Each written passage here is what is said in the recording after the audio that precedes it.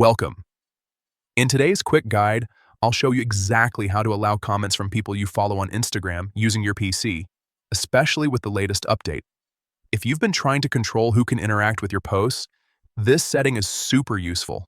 It helps to filter out unwanted comments while keeping your circle engaged. Let's jump right in. First, go ahead and open the Instagram app on your PC. Make sure you're logged into your account because we'll be changing a setting tied directly to your profile.